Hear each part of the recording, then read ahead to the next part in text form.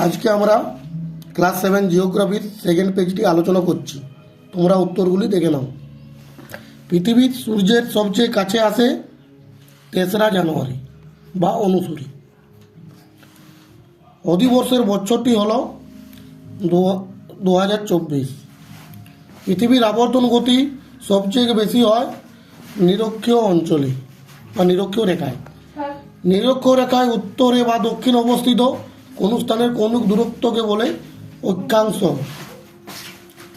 আন্তর্জাতিক তারিখ রেখা ধরা হয় 180 ডিগ্রি।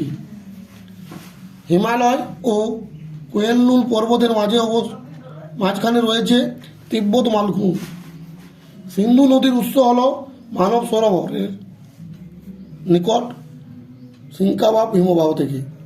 কোন ঋতুতে দুপুর 12টায় ছায়ার দৈর্ঘ্য সবচেয়ে বেশি হয়? শীত ঋতুতে।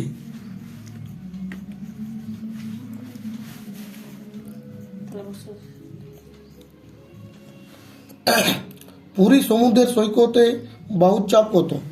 1013.25 মিলিবার। তোমরা মনে রাখবে সমস্ত সমুদ্র সৈকতে বায়ুর চাপ হবে 1013.25 মিলিবার। এশিয়া মহাদেশের কোন নদীকে স্বর্ণরেণু নদী বলা হয়? এটার অ্যান্সার হবে ইয়াংসি নদীকে।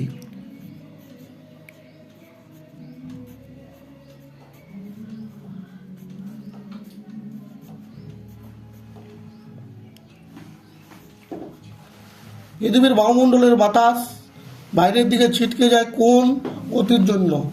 আবর্তন গতির জন্য।